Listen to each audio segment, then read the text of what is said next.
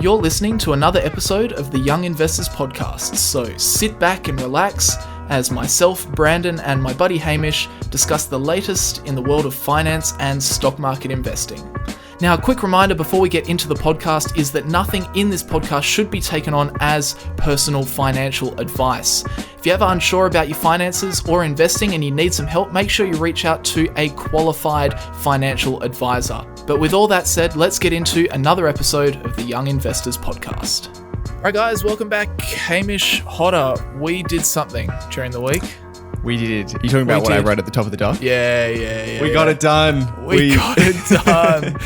Oh, the pain is over. We finally got the video to work on Spotify. So, once I spoke with Spotify support, it was all good. Once they fixed a couple of the duplicate issue and something else for me, it's all good now. It's easy. Done.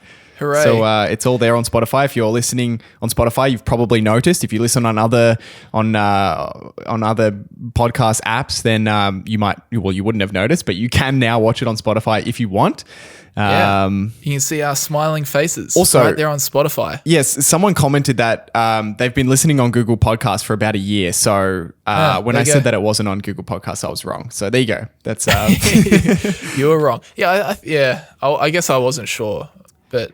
No, actually, now that I think about it, I've definitely seen us on Google Podcasts. Anyway. For some reason I had a memory of me checking Google Podcasts and it wasn't there. And then, okay. But I guess maybe that was a false memory. I don't know. There you go. It's kind of weird watching us on video on Spotify. It makes me feel like Joe Rogan. Yeah, it is odd because there's not much you watch as video on Spotify. The only thing I watch on video on Spotify is Joe Rogan. That's it. Yeah, true. Yeah. So, But there you go. So now all the options, audio, video, Spotify, Google Podcasts, YouTube, Apple Podcasts. I'm trying to think of where this. I don't even know where this goes out. I don't know what sort of podcasting platforms there are. But anyway. Yeah, I'm not sure what else it goes out to. But there you go. Well, VR Young done. Investors is coming soon. VR, and then we'll go 4D where you'll be able to smell us. So, oh God, I don't know if that's a good idea. Oh dear. Thanks, guys. Wow. All right, we should get cracking because we have a lot to talk about, as per usual, actually, for the last little while. Fed stuff came out. That was yesterday, wasn't it? Yes, yesterday we got a Fed meeting, so we know now how much they decided to hike, as well as kind of what they spoke about after the meeting.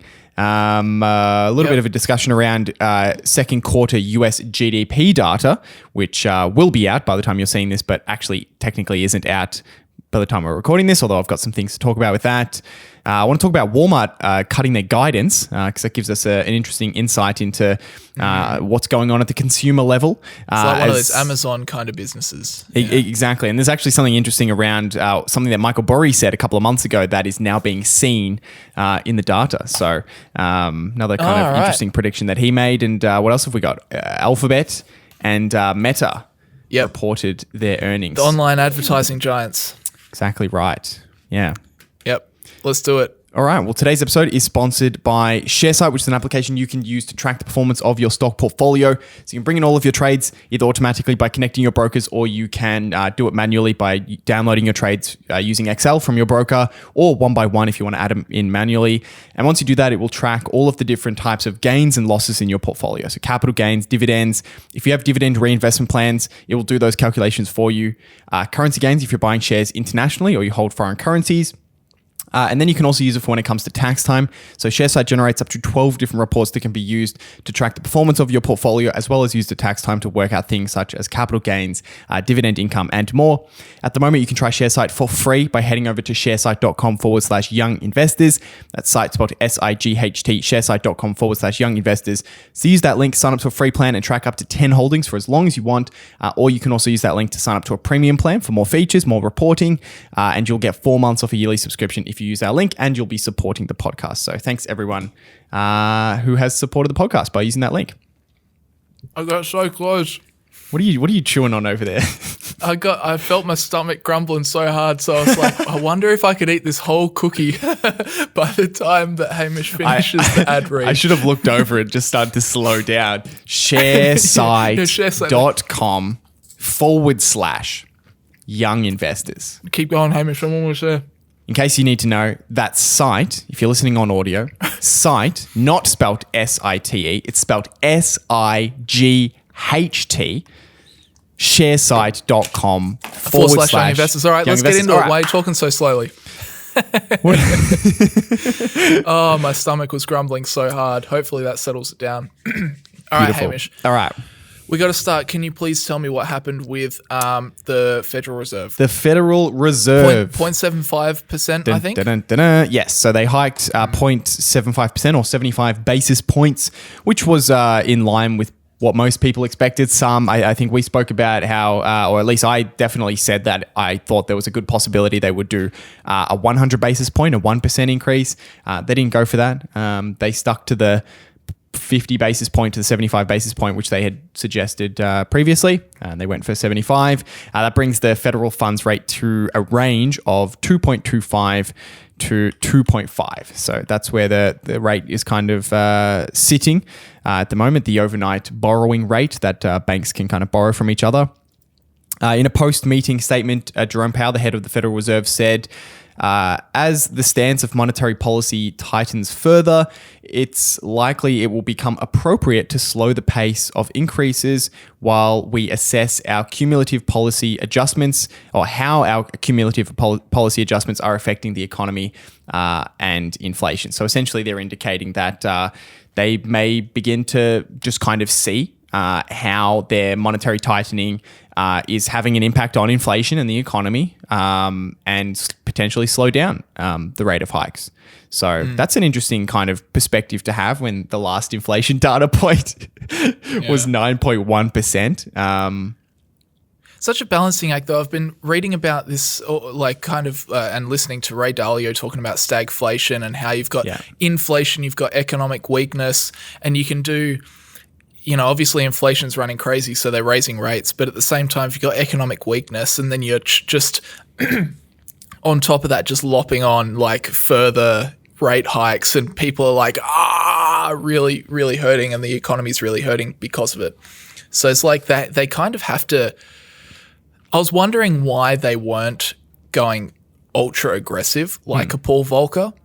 And what Ray Dalio was talking about with this whole idea of stagflation, and how, when you get economic weakness and you get high inflation, which obviously, two opposite ends of the spectrum, and the Fed, if they treat one, they hurt the other kind of thing. Yeah. So what he was saying is that in this scenario, what the Fed's likely to do is try and wiggle their way through the middle of both issues, which can lead to a stagflation environment where not enough gets done about both, and it's just a bad time in general. Yeah.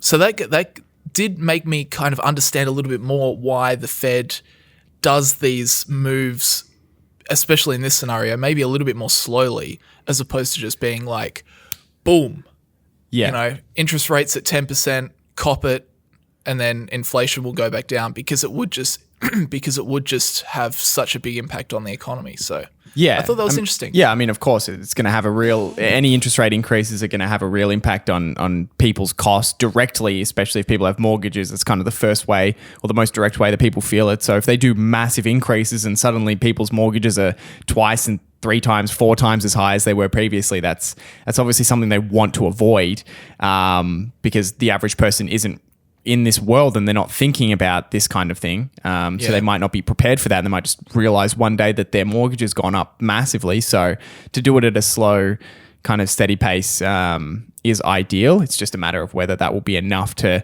kind of slow the rate of inflation. Interestingly, on that note, the rate-setting Federal Open Markets Committee said after the meeting, recent indicators of spending and production have softened. So that was kind of an interesting kind of insight into what they expected to see, I guess, in terms of the GDP numbers that are now out. them kind of, I would imagine, we don't know what the GDP number is for Q2, whereas I believe it will be out by the time this is out. So my guess is based on that statement and a couple of other statements I've seen, it's very likely that it was actually negative, but we don't know. So who knows? We will see. Yeah. Yeah. You guys you guys know more than us at the moment by the fact that this goes out on Saturday. Yeah, exactly. And I did have a couple of things. Maybe I'll just follow on just on the second quarter US GDP data that is now out. Of course, that'll tell us whether the US has been contracting for 2 consecutive quarters, and most economists agree that that's kind of generally a nice, hard, firm definition of, or at least an indication of a recession. So if that's the case, you'll probably see a lot of recession headlines floating around tomorrow or today while you're listening to this. However, the National Bureau of Economic Research actually comes up with their own definition, and that's kind of the definition that is broadly accepted, and it does include a number of other factors beyond just the GDP data. In fact, they don't even include the GDP data in their calculation, which is kind of interesting. Really? Okay. So it's a bit of a different way. Yeah, so they essentially come up, and look, I personally like having a hard, in the data figure that we can say, okay, every time this particular thing has happened, this is what we call a recession. Whereas this is more of it's more of an accumulation of different factors, and we don't even get told which factors they end up using and whether they use the same factors every single time. So it's much more subjective. Right. However, they define a recession as a significant decline in economic activity that is spread across the economy and lasts for more than a few months. And then, according to the CNBC article, the organization generally uses 6 factors: real personal income minus transfer payments, non-farm payrolls, employment as gauged by the Bureau of Labor Statistics household survey, real personal consumption expenditures, sales adjusted for price fluctuations, and industrial production. So they use a bunch of real economic figures to kind of gauge whether overall economic activity has been declining for kind of an extended period of time. And there is kind of one thing you probably have heard floating around that does make what we're seeing this year different from other years, even if we're just looking at negative GDP growth. Something that typically happens with those 2 quarters or more of negative GDP growth is a rise in unemployment. That's kind of a typical thing. If you look, if you just do a Google search for the GDP growth or the unemployment rate, and then you kind of cross-reference that with technical recessions, with the kind of 2 quarters of GDP, you'll see that in almost every period over the last 50 years, whenever there's been a recession, there's been an increase in unemployment, and that's not happened this year. So this year, unemployment for the first 6 months of this year, where there may end up being a recession if there's 2 consecutive quarters, unemployment's actually gone down from 4% to 3.6%. So that's kind of an interesting element of what makes this year a little bit different to what we typically see when we're looking at recession. So yeah, that's just something to kind of keep in mind. And I think that kind of works in the Fed's favor, because they're like, oh, we have to promote a healthy labor market, but now they've kind of got that leverage a little bit, that the labor market's so incredibly strong that they can kind of target inflation more. So that's another factor, I guess. Yeah, that's why I found it quite interesting that they said that they were going to kind of be careful about monetary policy going forward, because it does seem like, the 2 things that they're aimed at doing, the Federal Reserve, is to keep price stability and a healthy labor market. And the labor market is basically as healthy as it can possibly be. It's incredibly but the price strong. Stability is not. The price stability is not. And the one thing they can do to directly impact that is to raise rates aggressively. So whereas it doesn't seem like they want to give the indication that they're going to do that. And maybe that's because they don't want to cause some kind of fear that ultimately drives businesses to lay off people and cause a sharp shift in that unemployment figure. But who knows?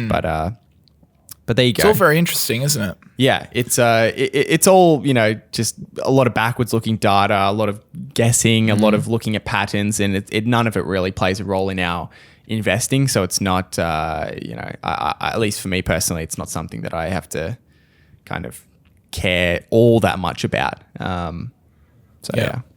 I think the 5-year-old summary is inflation's hot. Fed has to bring it down, but bring it down as best they can without screwing over everybody and the economy. Yeah. That's it. That's pretty much it. Yeah. Super. I'm making a video on stagflation at the moment with kind of looking at what Ray Dalio said. It's actually super interesting. Yeah. Super interesting. And like comparisons to what happened in the 70s versus what's happening today. And he was talking about how like stagflation, how essentially it can be caused by supply shocks or really bad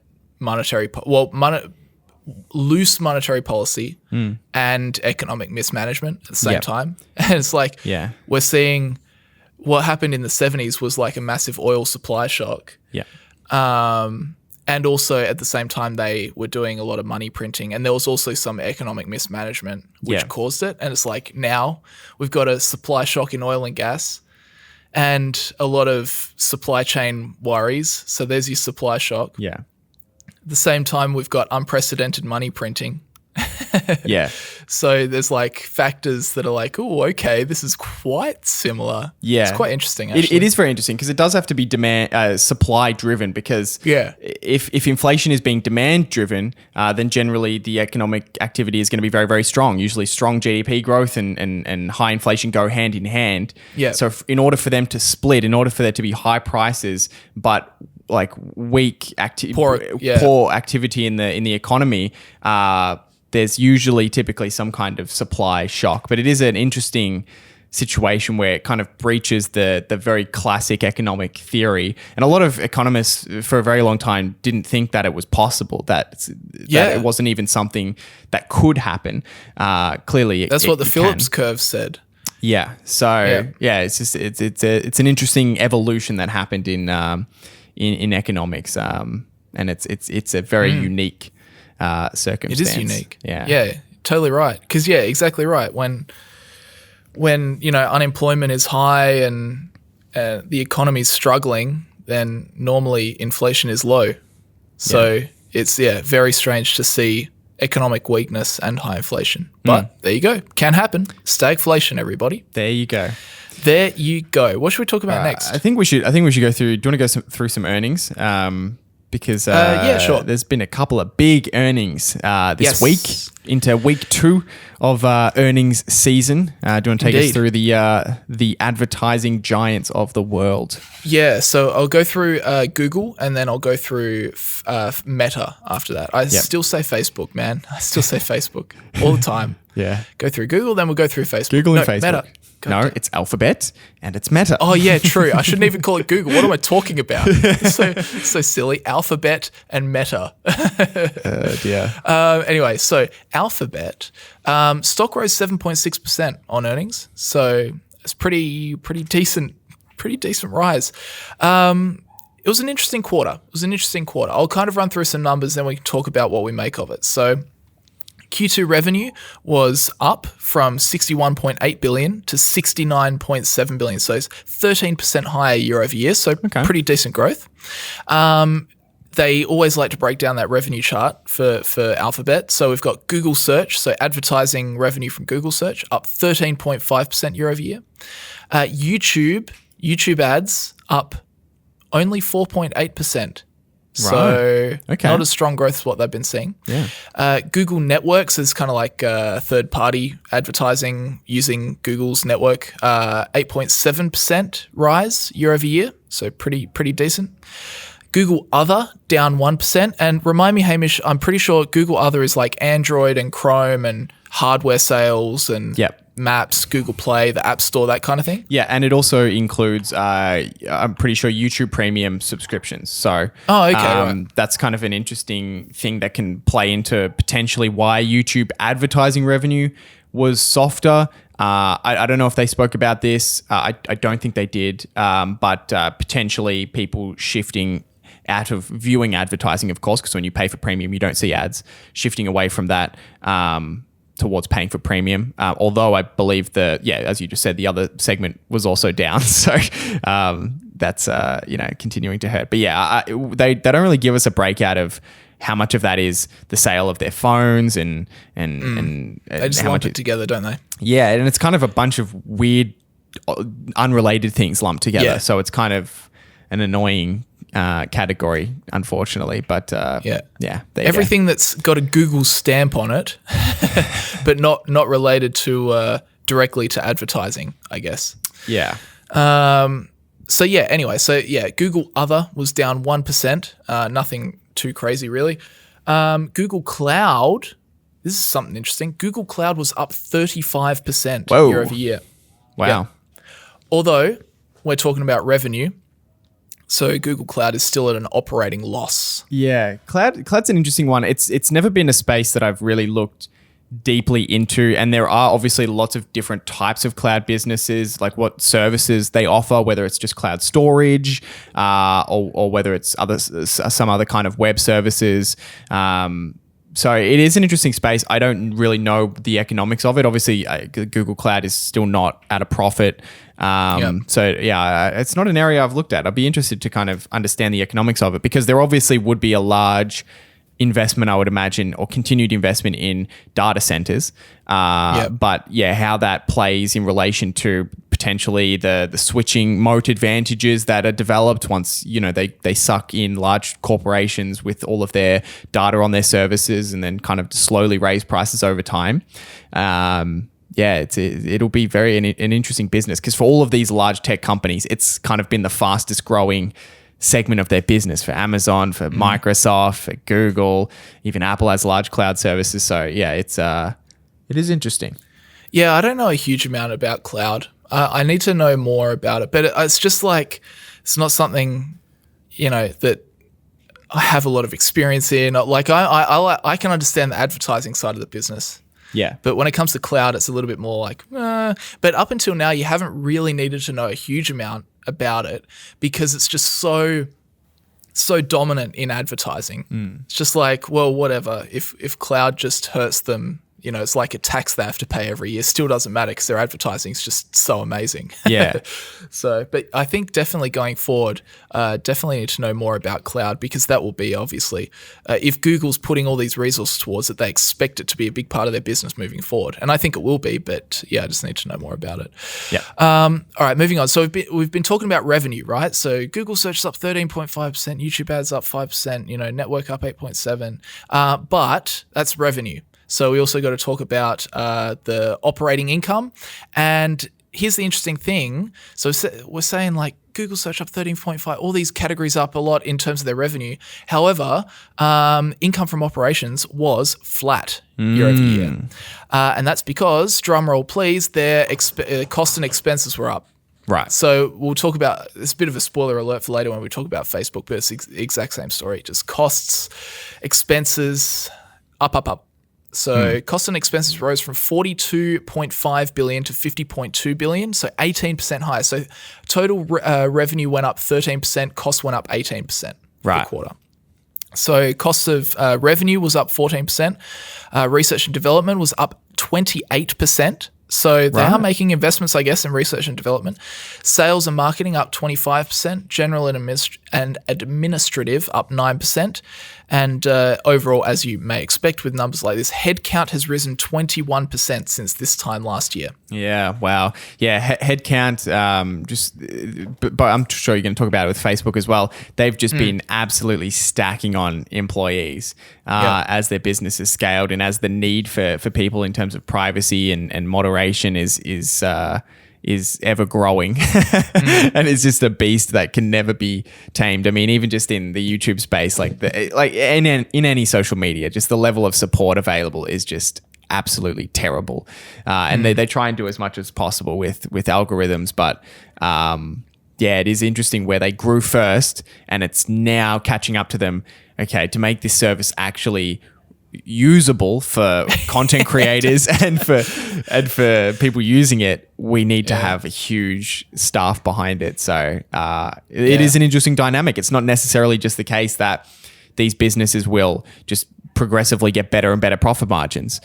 We've seen, certainly at least in the last couple of years, particularly with Facebook, both these businesses, that their margins have actually slowed down or declined because they've been having to catch up on the infrastructure and on the employee side to where their business is on the revenue side. So, yeah.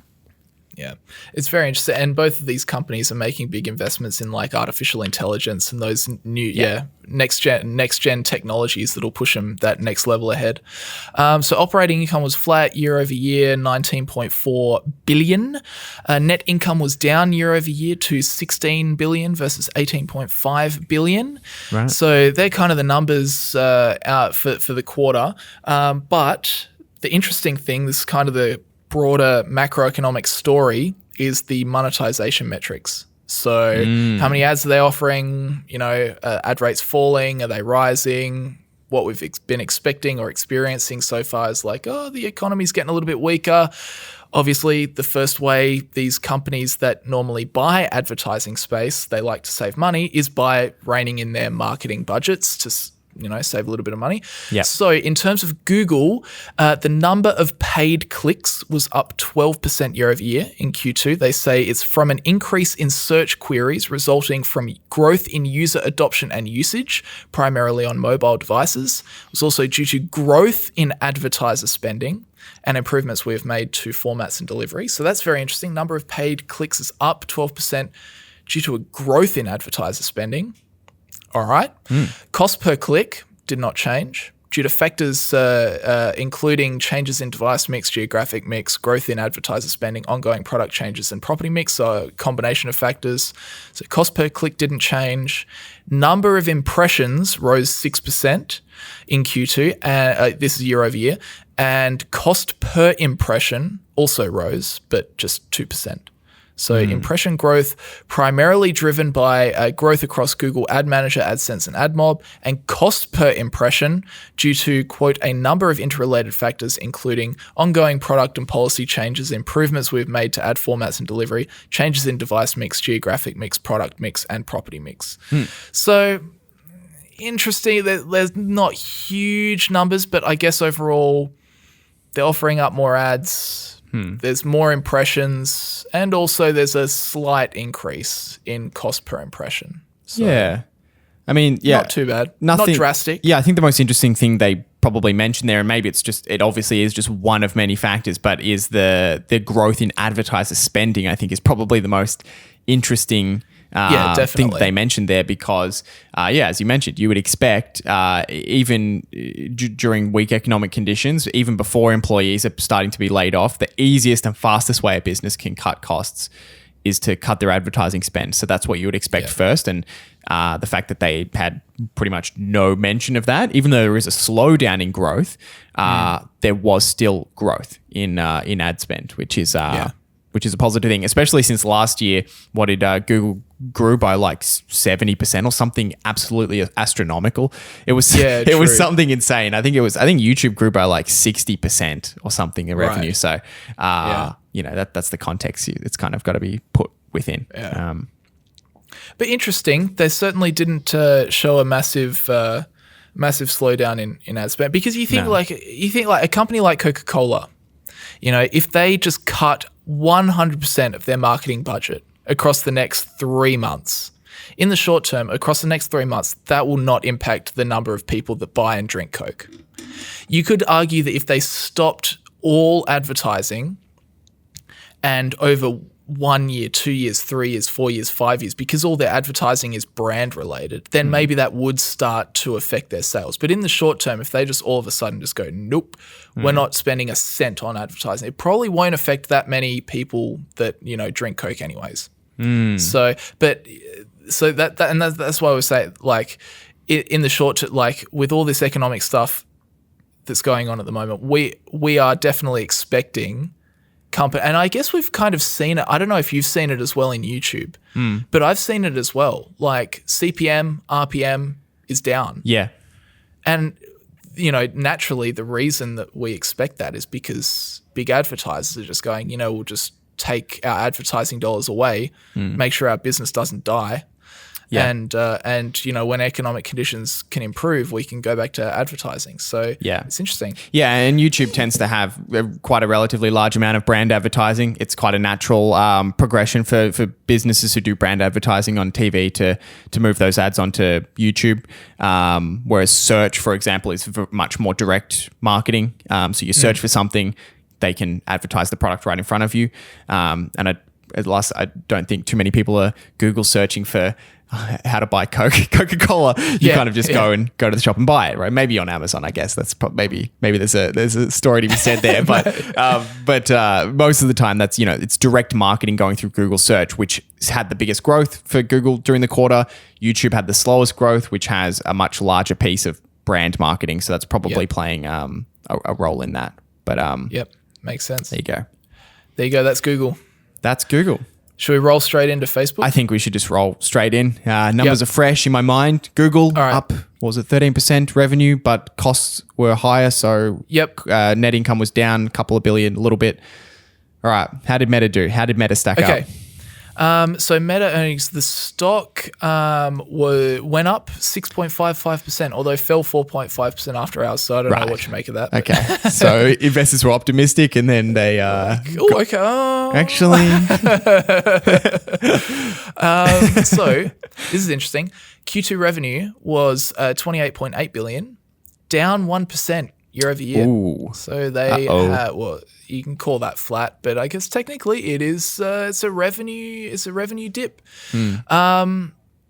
So in terms of total costs and expenses, so what were we talking about before? The costs and expenses were 18% higher for Google. Costs and expenses were 22% higher year over year for Facebook. Again, this is to be expected. We know that Facebook is investing very heavily because they've got, I keep saying Facebook, I mean Meta. Meta is investing very heavily in Metaverse. Their headcount as well increased 32% year over year, so even more than 21%, which was Google. General and administrative costs were up from 7% of their revenue in Q2 last year to now 10% of their revenue. Marketing and sales was up to 12% of their revenue from 11%. R&D costs are up to 30% of their revenue versus 21% of their revenue in Q2. So that's a chonky rise. Yeah, that's no surprise. That's what you would expect. R&D going up as they continue to spend whatever it is, 10, 12 billion, I think, per year on the metaverse. I think they said they were planning on spending. Maybe you can give us an update on like how they're going throughout the year or something like that. But yeah, interesting stuff. And they're obviously going to be feeling the impact of that 22% increase in costs much more than Google because they have no increase in revenue to offset it with. So yeah, exactly. Yeah. And then finally in that cost category, cost of revenue actually declined from 19% of their revenue to 18% of their revenue. There you go. So buy the stock. So it's all good. Absolutely.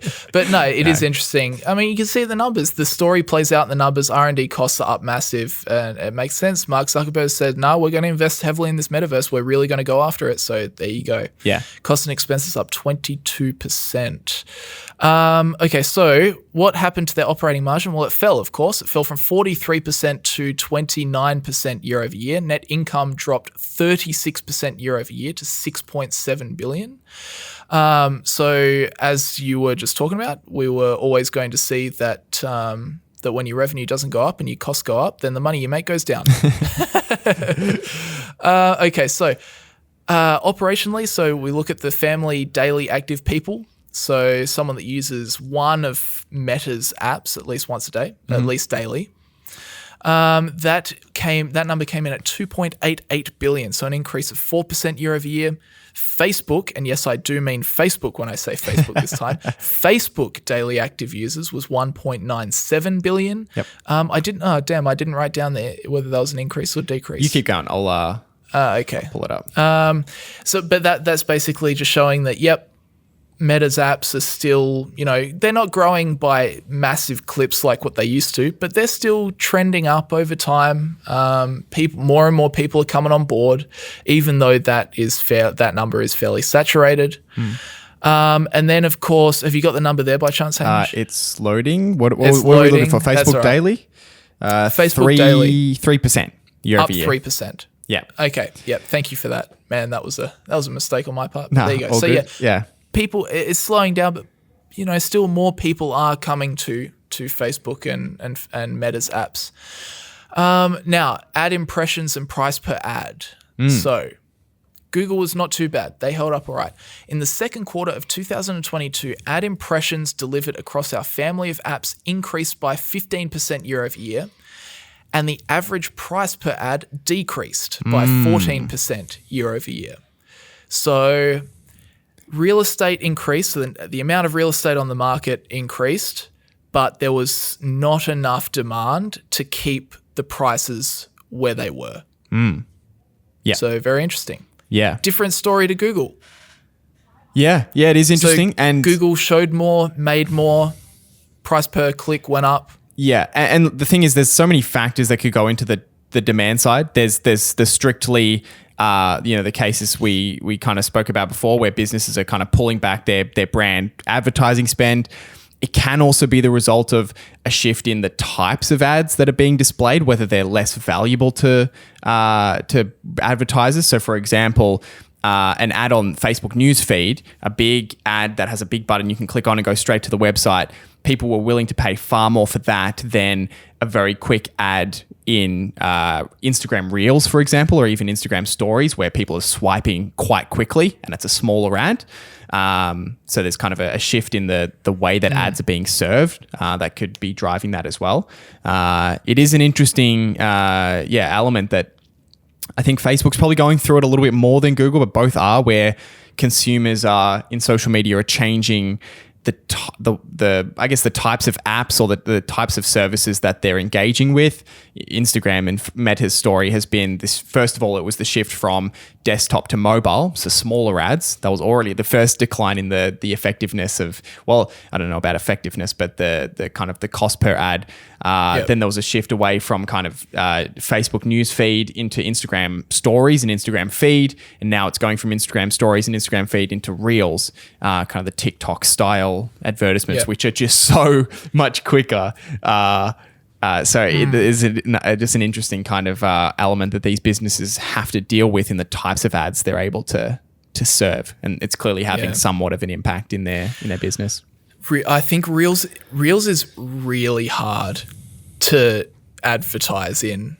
Yeah. Because you just think about the nature of when you're scrolling through your desktop, you're kind of you're reading things. Yeah. When you're scrolling through Facebook and you're like reading, picture, read a little bit, picture. So if you encounter an ad, you read a little bit, you see a picture. You stop. Whereas with Reels, you're just going, it's quick entertainment. You're just going bang, bang, bang.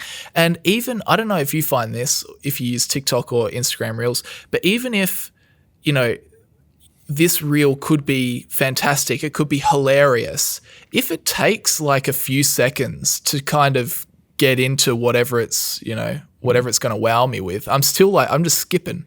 Yeah, it's terrible. I hate Reels and TikTok. It's like a slot machine, like for your brain. Like, where's the dopamine? Give me some dopamine. Like it's I don't know. I really don't like because you can kind of catch yourself being on Reels and you're like, how long have I just spent? Yeah. Like, how much time have I just wasted? But advertising has to be very difficult. The types of businesses have to make ads that fit the format as well, so it doesn't feel out of place. So it has to be kind of a TikTok style ad. Those ads tend to work well, which is very, very different. Again, we spoke about earlier how like advertisers who run TV ads or even ads on like Hulu or Disney Plus or whatever it is, it's such an organic transfer of that ad onto YouTube. It's the same, video format, 15-second, 5-second ad. There's not all that much that they need to change in terms of the way they've done their advertising for so long. Whereas this is already going to social media as a shift, and then going to Reels or TikTok is a huge shift, or Snapchat. It's just a different format of ad. It must be very difficult. I'm very glad I'm not a marketer or an advertising agency. Yeah, because it just trying to keep up with trends. It just seems so difficult to get people to click on ads now. No, I'm 100% there with you. There's never ever been. So sometimes Twitter, because a lot of Twitter ads are in the format of like Twitter posts. Sometimes they get me, the promoted ad. I'll like click on something like, damn it, it's an ad. Yeah. But there's never been an ad where I've been watching Instagram Reels that I haven't just swiped straight past. If you actually told me name 3 or 5 brands you've seen advertising on Instagram, I wouldn't be able to tell you. I can't think of any big brands. I can't think because it's gone so fast. I haven't even looked at it. Yeah. I've clicked on a couple clothing brands on there where they have like a really quick just carousel of like just different clothes. And that sometimes gets me. I think that works kind of well. Yeah. But yeah, for a business that needs to kind of explain what they're selling exactly. in more than 0.5 of a second. If they can't show you what they're selling in the first blink of an eye, it doesn't work on Reels. Yeah. I think the only ones that have worked for me so far that I can remember are like the ones where the product itself is like a weird, interesting novelty thing, where it's like either like one of those sciencey perpetual motion kind of things, and you're like, because that's what you'd expect out of a reel anyway. Yeah. Or alternatively, it's like, one of those like galaxy star projector things. Yeah. Yeah, that kind of thing where it's like, that's interesting. But yeah, anything apart from that. If you're trying to sell me like life insurance, good that's luck. exactly what I was just thinking. Oh, really? You're not going to sell me. You're not going to get me to buy insurance.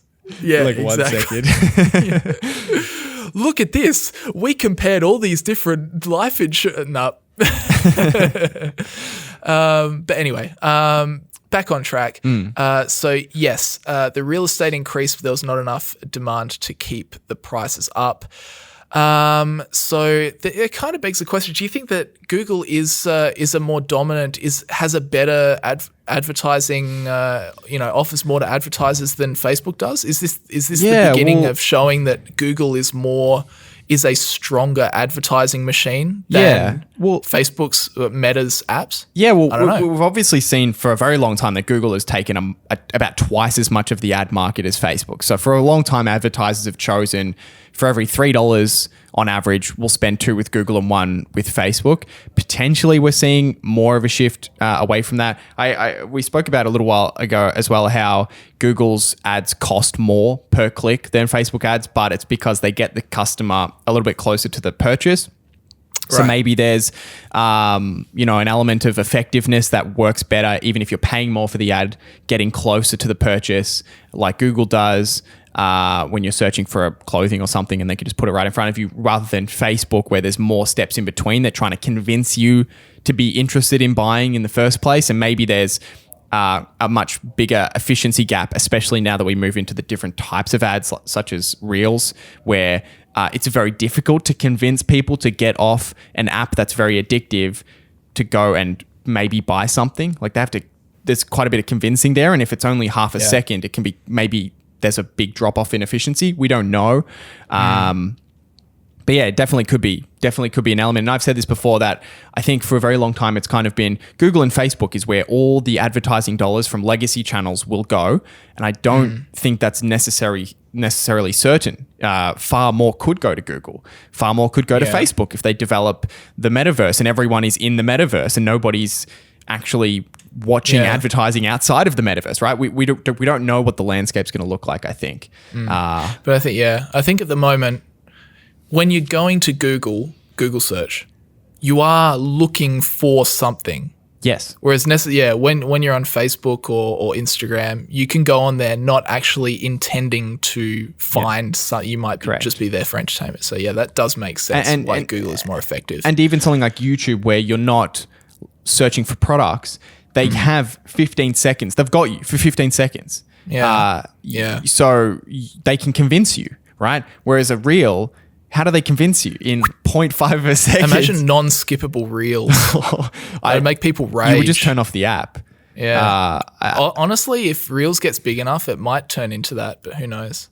Yeah. It would make people rage though. But I genuinely think what makes Reels so addictive is you just kind of forget, you're kind of sucked into it and you're just flicking and it's like, oh, that gave me a bit of a good feeling. That didn't flick. If they cut to an ad, I think that's enough for most people to be like, what the hell am I doing? And just get off. Yeah, I'm done. So interesting. It will be interesting to see how that evolves anyway. Yeah. Yeah. Anyway, that's pretty much it for Facebook. I've got Meta. I've got nothing really too much more to add. They said in their press release, we repurchased 5.08 billion of our Class A common stock in the second quarter of 2022. As of June 30, 2022, we had 24.32 billion available and authorized for repurchases. And I went and checked over the past 12 months, they've repurchased $50 billion worth of their stock. And over that time, their share price has fallen 54%. Yeah. So they're not backing down saying, we're repurchasing stock. We think it's cheap. Yeah. Well, that's what, or at least that's what they're trying to tell investors. Oh, the plot thickens. Well, that's what you want to see, I think, right? If definitely. You want to see management have confidence in the stock, and if you're going to be buying it and you think the stock is undervalued, then it helps to see that the management team is also taking the huge amount of cash that these giants have on hand. Better seeing this than the stock falling 54%, all the insiders selling, and no repurchases happening. Yeah, exactly. Oh boy. Anyway, that's it. They're the online advertising giants. That's it? Google and Meta, Alphabet. And God damn, I need someone to, every time I say it, they come in and whack me. It's just, it's very difficult. I'm going to say Facebook forever. I think I think so. Yeah. They should have kept, because it's all just, they don't, so at least Google, so Alphabet, it's Alphabet, and then the two sub businesses are Google and other bets, right? Yeah. But Meta didn't do that. It's just Meta, right? They should have done Meta as the parent company, and then Facebook was this, whatever, the normal, everything else that we've had up until now, and then, I don't know. Right, okay. And then Metaverse is like it's Facebook and then it's Metaverse. Yeah, exactly. But then I guess... then it's so confusing because, it's now Instagram classed as... It's just like the naming... It's just difficult. It's just difficult. But I get what you mean. All right, let's... I want to talk about Walmart. So please do. We'll come out of the internet world and back into the brick and mortar. Go to the grocery store. Go to the grocery store because that's fun. Another kind of boots on the ground kind of consumer level example of shows you what consumers are doing. Yeah, exactly. A little bit of an effect of what's happening in the economy. Bit of an anecdote, but an example of quite a large consumer business. They haven't reported their earnings. Their earnings come out, I believe, in a little while. I think 2 months or a month. It's still a while away. Oh, they'd be offset, are they? They are. They're also doing 2023 financial year. So the next quarter is... They're one of those. Yeah, they're one of those. It's Q2 2023 is what comes out next quarter. What was that other one we used to make fun? Was it Zoom? Zoom was like... Yeah, I think they're up to like their 2030 earnings at this point. Yeah, 2052. Q7. Q7. They're in their own universe. But Walmart cut their guidance for next quarter and full year. So they kind of just reined in their guidance. We haven't actually got any numbers yet. Two key things they spoke about. One was they expected stronger same-store sales growth of 6% next quarter. So higher revenue is their updated guidance for next quarter, but earnings per share to decline 8 to 9%. So worsening decline in earnings. And that's a similar story to what a lot of businesses are seeing, which is revenues are still going up because inflation is kind of driving up those revenues as they raise prices, but costs are going up faster than their revenues, resulting in lower earnings. And in this case, a decline in earnings. Interesting. Inflation is causing essentially, and then they gave a reason for why this is the case specifically. Inflation is causing consumers to spend less on discretionary consumer products such as clothing and electronics, and more on groceries. So there's just a shift in how people are spending. Ultimately, people are still spending more. Revenue's going up, but they're spending more on essentials rather than discretionary things they don't need. Yeah. And the shift has two effects. One is it's leading to overstocking of inventories on products that people are no longer buying, discretionary products. And Walmart is saying that they're going to have to mark down heavily a lot of those products. And the second thing is that consumers are now spending on products with lower margins. So groceries have lower margins than electronics and clothing and that sort of thing. So even though revenues are higher, the cost of the goods that people are buying is also higher. And all I wanted to say on this was it's kind of funnily enough, because Burry actually tweeted about this effect a couple of months ago. He had a cryptic tweet about Christmas in July causing an overstocking in Christmas causing I can't exactly remember what it was, but it was this cryptic tweet about consumer behavior and what businesses were going to have to do with inventories. And then he came out later and gave a clarification for exactly what he meant. And ultimately, he was saying that overstocked inventories would lead to some level of disinflation, so a slowdown in inflation occurring over the remaining of the year as businesses heavily discounted products. So it is kind of interesting to see. At least we haven't seen the disinflation yet, so we'll have to wait to see if what inflation does. But Walmart is a big business that's saying we are overstocked, we are heavily marking down. So to see if that flows through to softening inflation will be interesting to see. Yeah, there you go. I like these examples, although they are anecdotal. And the one that Barry was talking about last quarter was Amazon, because Amazon had a weak quarter where everyone was like, what? And it was like, well, think about it. These kind of businesses just show you what consumers are doing with their money. Yeah. So although they are anecdotal, they can also give you little hints as to like what's going on, you know? And, you know, Barry's been tweeting like, he was tweeting about US personal savings, how they've fallen to like record lows now. So people have no choice. They've got no money left. They got to cut back. And now we're seeing it flow through here. You know, Walmart says, yeah, look, we're seeing discretionary purchases are down and they're just spending money on groceries. Okay. And then Amazon, their sales are down. It's like, oh, okay, there you go. Or the whole macroeconomic picture, if you start looking, if you keep up to date and you look into these businesses, it all kind of starts to make sense and it can give you a hint as to what's really going on. Even if you get, I don't know, someone coming onto CNBC going, no, everything's fine, it's fine, don't worry, you know? Yeah. It's interesting.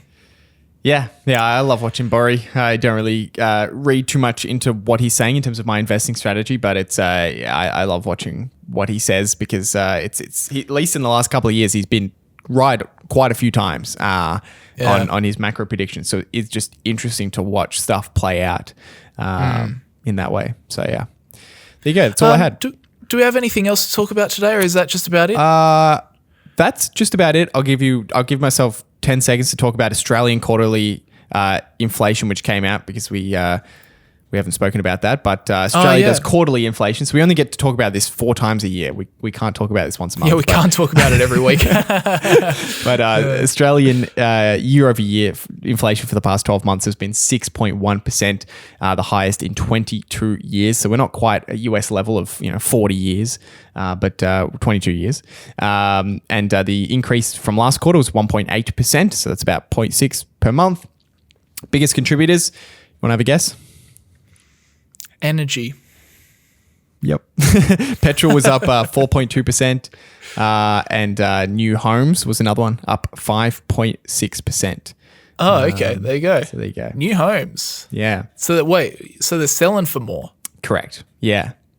So makes sense, I guess, for Australia. Yeah, I mean, our housing market has been just incredibly hot. So, but it is interesting to see that hasn't kind of slowed down yet, although I think some of the more recent data suggests that the market is kind of cooling a little bit. Yeah, I think so. Now it's starting to. Yeah. Yep. Very interesting. Yeah. That's all I had. That's it. Okay. There you go. 6.1%. So we're not as, wait, when was that? And that just came out. That came out this week. Yeah. So, yeah. Okay. Yeah. Yeah. So not quite as bad as the rest of the world. No, not at all. I was US and UK. We were talking about UK last week, both over 9%. Now, I think right? UK was 9.6, I think, and US was 9.1. 9.1? Yeah. Okay. Yeah. Interesting. Yep. Well, you can certainly feel, I don't know about you, but I'm certainly feeling the effects of inflation every time you go to the shops. Oof. Yeah. It's pretty crazy.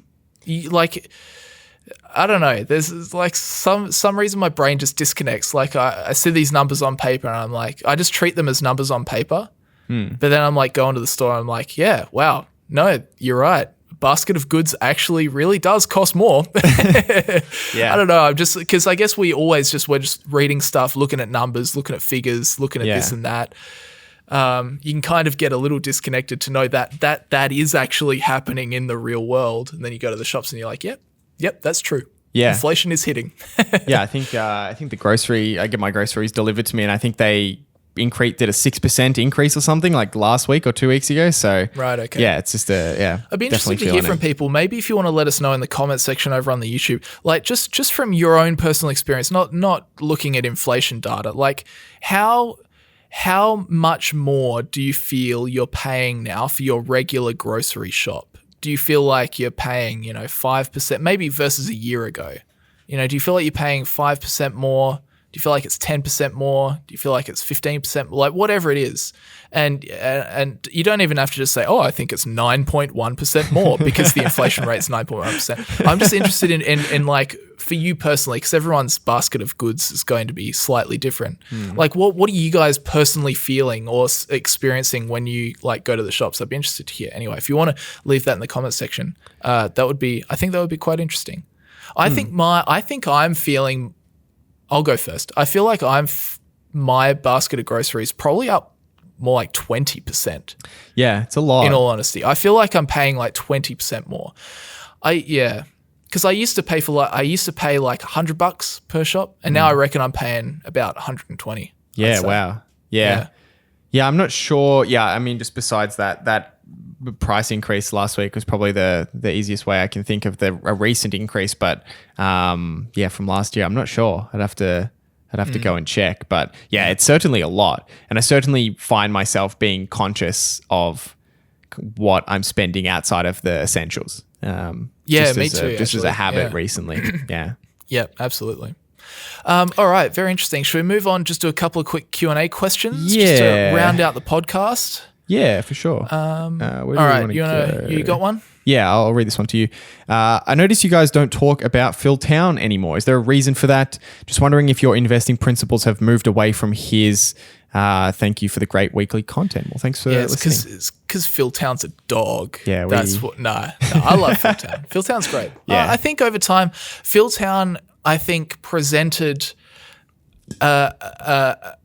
reasonably thorough, yet very understandable way for someone that has never been big in investing before to actually get into the market and start to understand some core philosophies and how to actually apply those core philosophies and what to look for in companies. Yeah. So I think Phil Town is very, very good at that.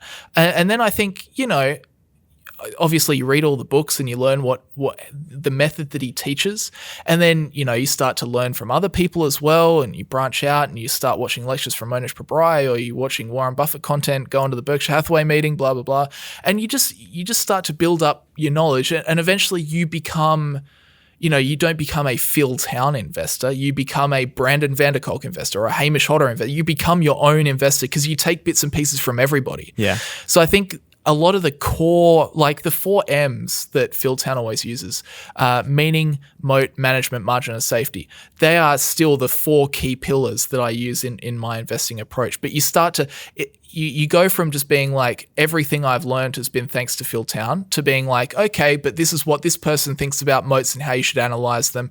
This is, some of the tips that this other investor spoke about watching management compensation and blah, blah, blah.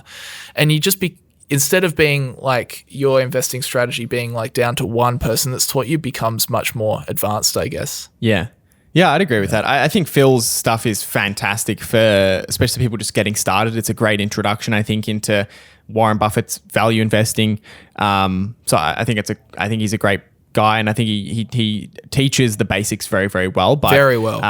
But yeah, there's just other people you can learn from, especially when you want to kind of take it to the next level and dive a little bit deeper. And yeah, I learned first from Phil Town, but then I kind of drifted into more just reading Warren Buffett's kind of letters to the shareholders and listening to what he and Charlie Munger and similar followers had said over time, because they go into a little bit more detail and a little bit more complex as well. But yeah, nothing against Phil Town. I think he's great. I think he has a really valuable place in kind of financial education.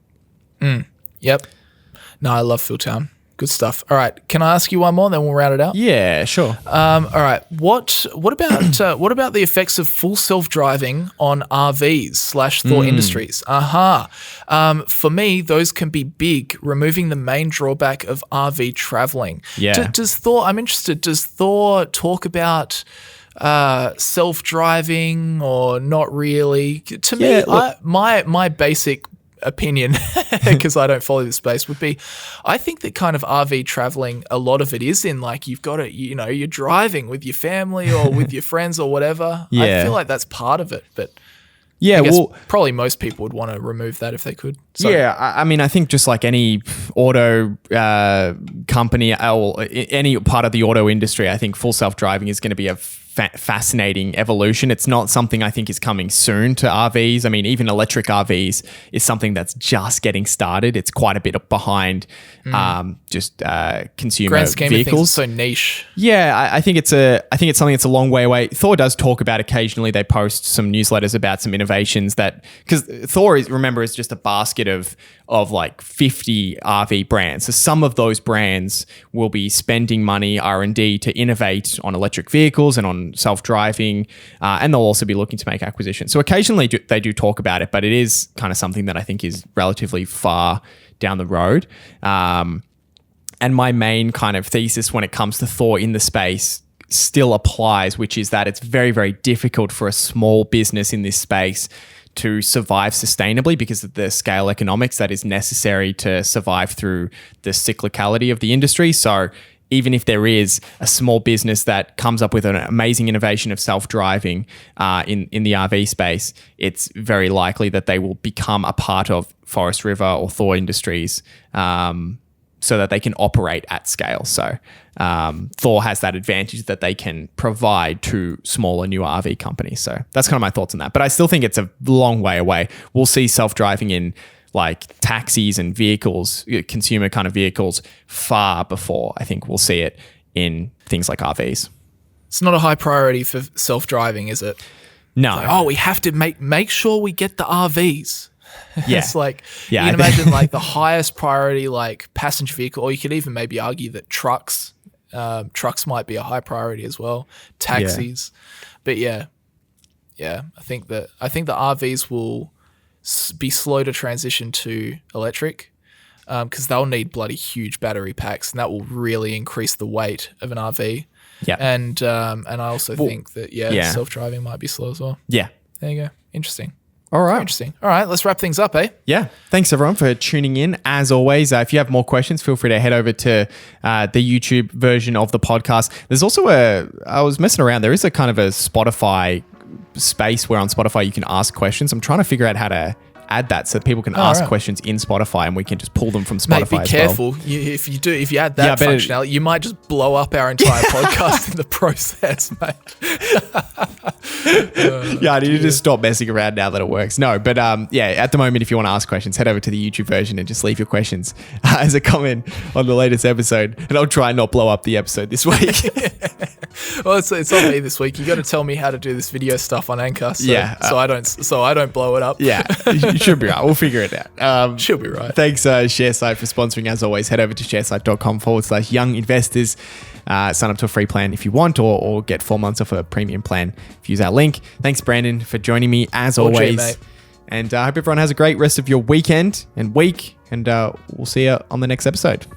Bye-bye.